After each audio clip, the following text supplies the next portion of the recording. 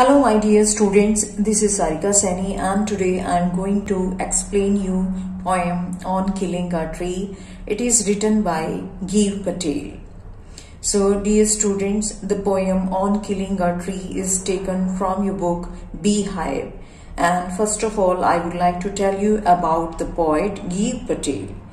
Doctor give Patel is one of the prominent Indian poets. वो India के बहुत famous poets है और उन्होंने कई फेमस बुक्स भी जो है लिखी हैं, उन्होंने कई प्लेस भी लिखे हैं। और ये जो पोएम हमारे सामने है ऑन किलिंग अ ट्री, ये भी उनके एक पोइट्री कलेक्शन से लिया हुआ है जिसका नाम है poems.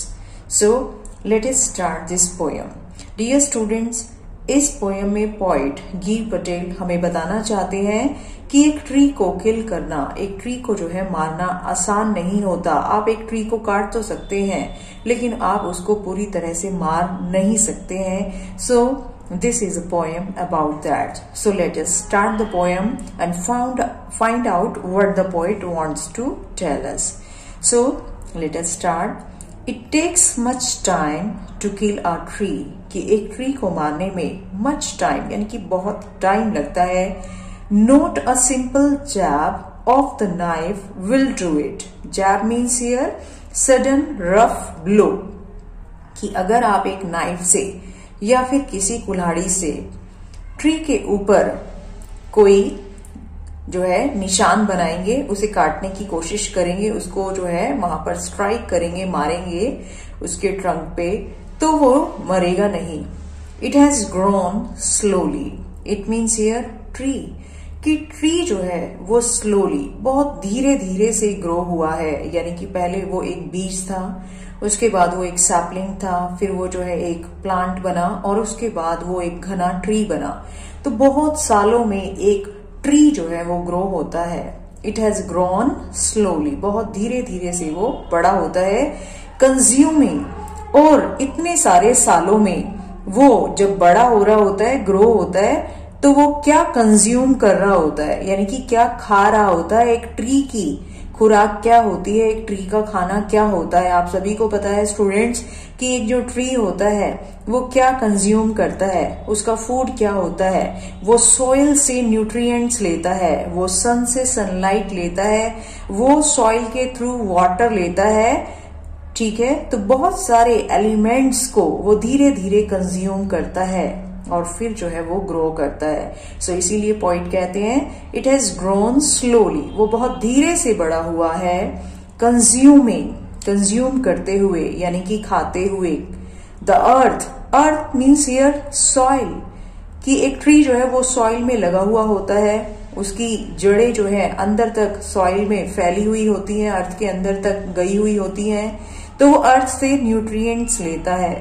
Rising out of it, उसमें से निकलता है।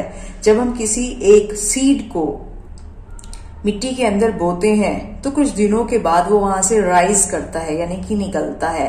सो अर्थ में से जो है पौधा निकलता है।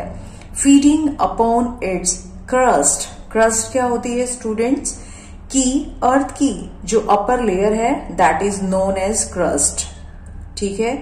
तो वहां से वो अपना खाना लेता है, उसके ऊपर ही वो अपने आप को जो है बनाकर रखता है, वहां से ही वो अपने आप को फीड करता है, सारे न्यूट्रिएंट्स वो वहीं से लेता है।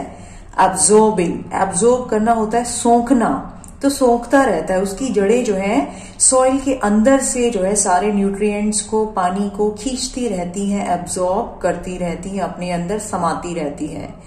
ईयर्स ऑफ सनलाइट, और सनलाइट भी जो है वो एक ट्री के ग्रो होने में बहुत इंपॉर्टेंट रोल प्ले करता है। आप सभी को पता है कि जो प्लांट्स होते हैं, ट्रीज होते हैं, अपना खाना कैसे बनाते हैं, सनलाइट की हेल्प से।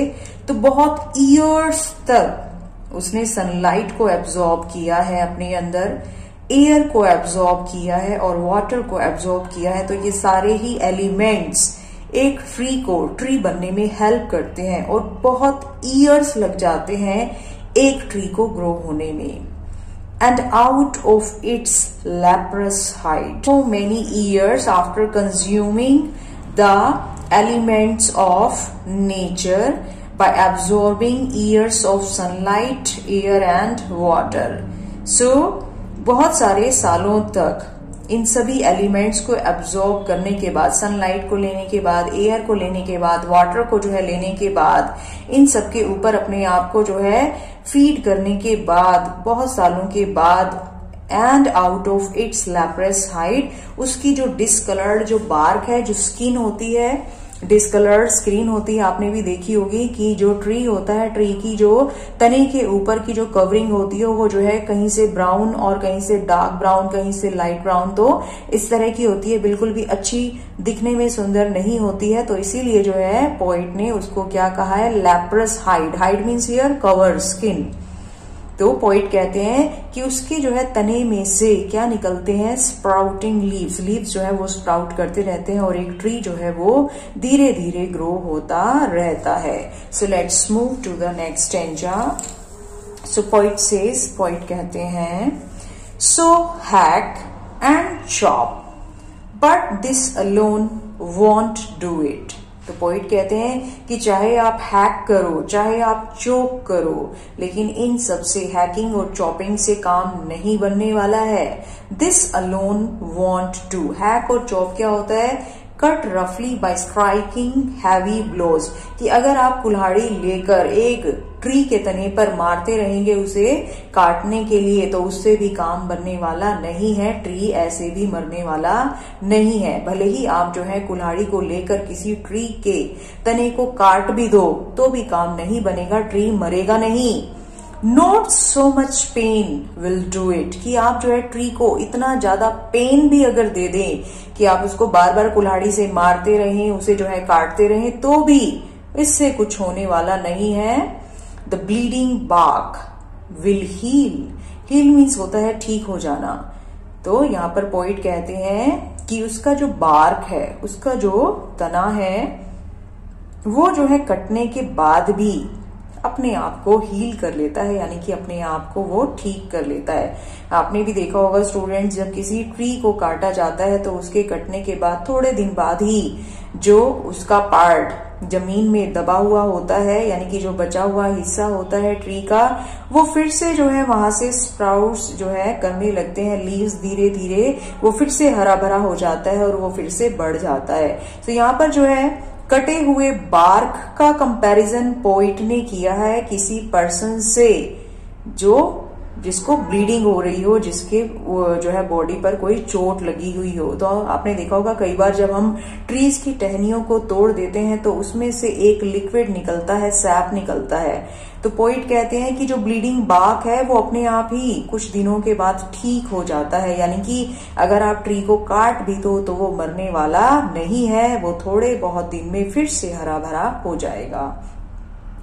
And from close to the ground, कि ग्राउंड के पास वाला जो ट्री का पार्ट है, will rise curled green twigs, कि उसमें से छोटे छोटे ट्विग्स निकलने लगेंगे। कर्ल्ड यानी कि घूम घूम कर छोटे छोटे कर्ल जो है ग्रीन कलर के ट्विग्स जो है वहां से निकलने लग जाएंगे, राइज करने लग जाएंगे, यानी कि फिर से जो है जो जमीन में लगा हुआ ट्री का जो बचा हुआ रिमेनिंग पार्ट है वो फिर से फूटने लगेगा और वहां से फिर से जो है पत्ते निकलने स्टार्ट हो जाएंगे। मिनिएचर बॉक्स यानी कि छोटे छोटे जो है पेड़ों जो है पत्तों के जो झुरमुट है, जो टहनियां हैं, वो फिर से जो है वहां से निकलने लग जाएंगी।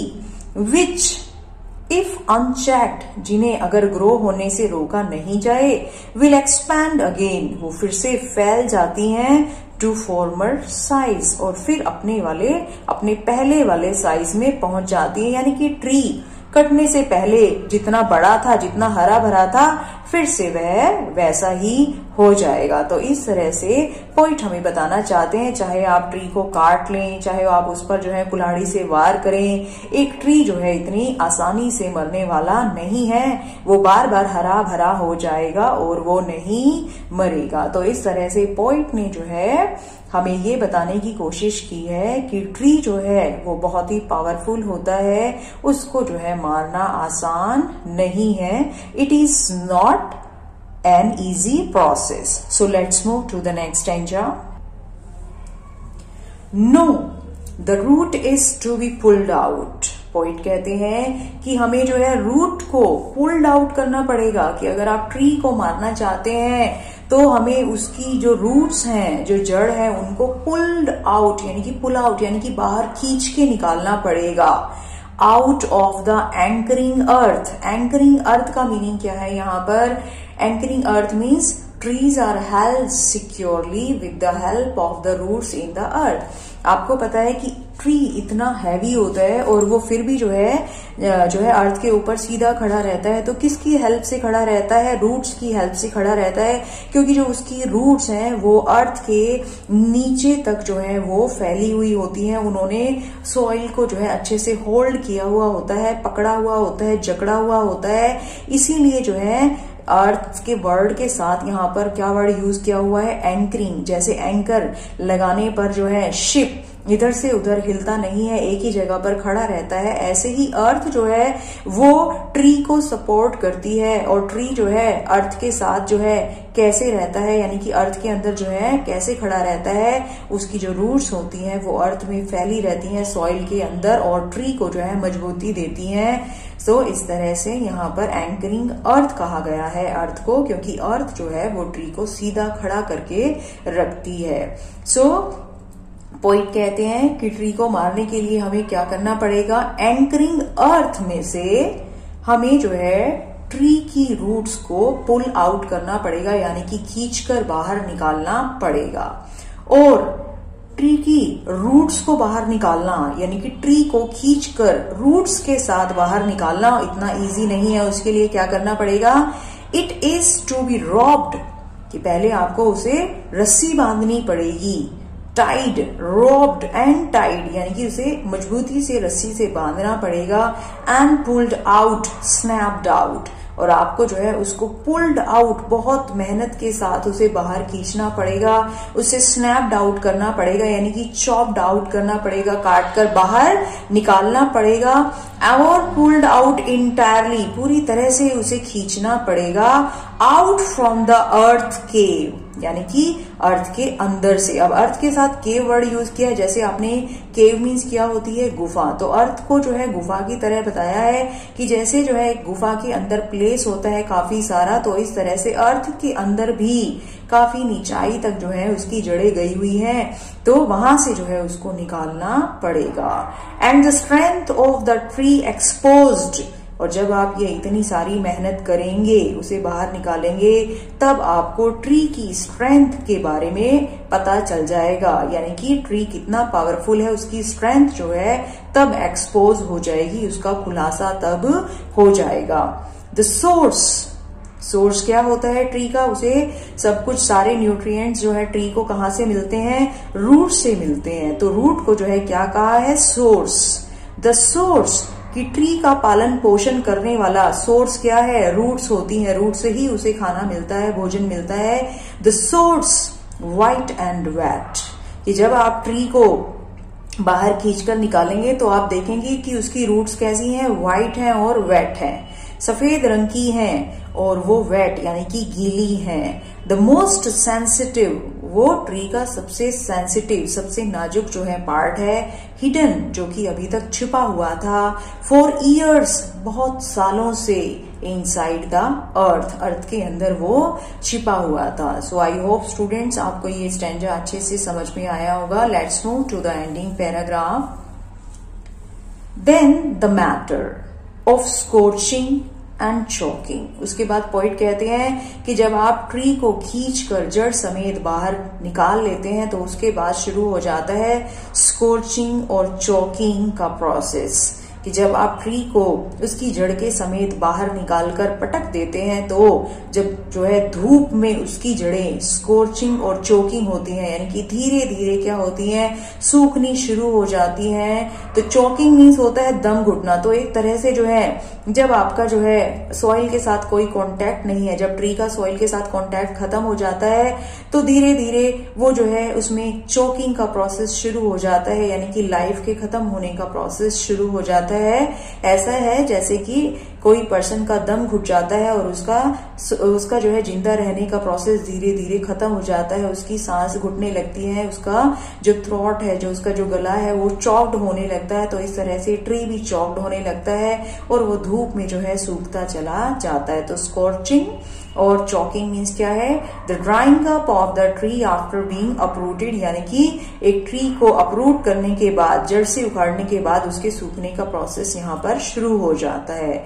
इन सन एंड एयर, वो जड़ें कैसे सूखती हैं? सनलाइट से सूखने लगती हैं। जब धीरे धीरे उसके ऊपर धूप पड़ती है जड़ों के ऊपर, और धीरे धीरे हवा में जो है जो जड़ें अभी तक सफेद और गीली थी वो सूखना शुरू हो जाती हैं। ब्राउनिंग, हार्डनिंग, धीरे धीरे वो ब्राउन होती चली जाती है। व्हाइट कलर से उनका कलर कैसा हो जाता है?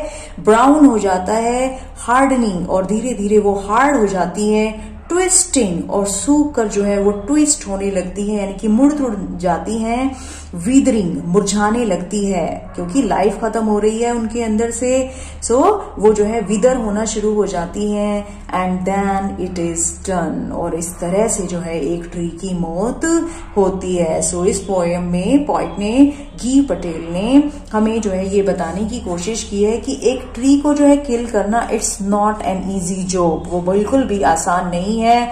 It is a very long process and it takes too much time, उसमें बहुत जो है टाइम लगता है। So dear students, now I would like to discuss the literary devices of the poem.